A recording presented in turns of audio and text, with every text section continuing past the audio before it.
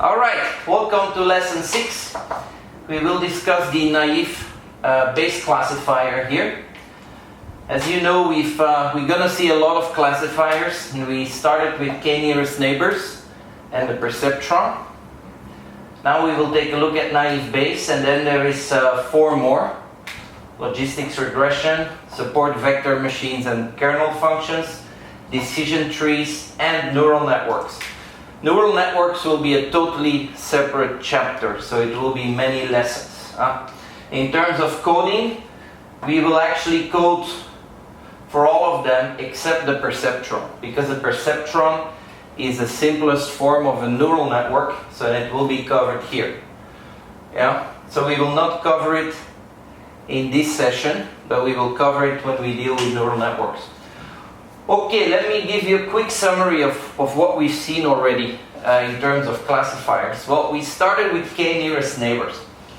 Very simple classification problem. Basically, it's a lazy algorithm. Why it's a lazy algorithm? Because what it basically does, it stores the training data together with the labels. So what is the rule? You have a grid here, you have crosses and circles. There is one point X test, and you need to decide if it's going to be a cross or a circle.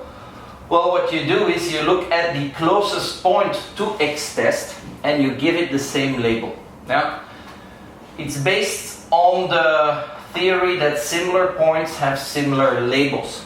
You probably remember that I said if it walks like a duck and if it quacks like a duck, it is most probably a duck.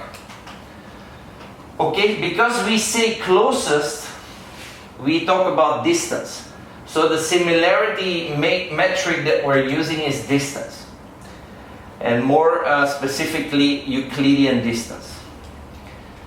Now that's an issue because in high dimensions, distance loses a bit its function.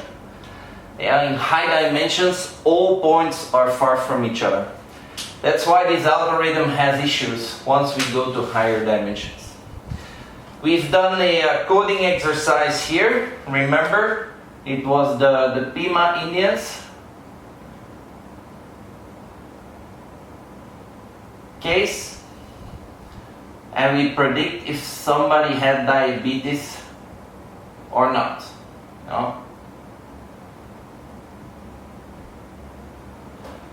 Okay, this was coding session 1. And then we added PCA to that, principal component analysis, to reduce the number of dimensions. But as we only had 8 dimensions here, actually the PCA version is worse than the non-PCA version. So we'll try to use PCA on a larger data set as we go along, maybe for one of these algorithms. Okay, the second classifier we looked at was the perceptron, invented by Rosenblatt in 1957. It created a hype. So what does the perceptron do? Well, it separates the positive and the negative class by means of a hyperplane. So in 2 dimensions it's a line, but in 3 dimensions it's a plane. This is the hyperplane H.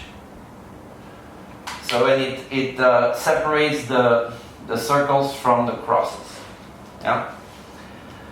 So the perceptron theorem says that if the data is linearly separable, the algorithm will find a hyperplane that separates the data.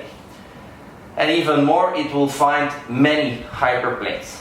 So that's a pretty strong argument, and that got everybody excited. But at a certain point, we had Minsky and Papert in 1969. They came up with the issue that the perceptron is not able to solve the XOR problem, and we discussed this when we dealt with the perceptron. So this is a XOR problem. A XOR problem is gives you 1 when both inputs are the same. So these are the blue dots, and gives you a 0 when the inputs differ. Yeah? So there's no way you can draw a line to separate these 4 points. So basically what you will need to do is you need to have 2 lines, yeah, to separate these 2 red ones from the 2 blue ones. So basically what it showed was that there is a need for non-linearity. Yeah? All classification problems are not to be solved by a linear decision boundary. So what people started to do is add hidden layers to the perceptron.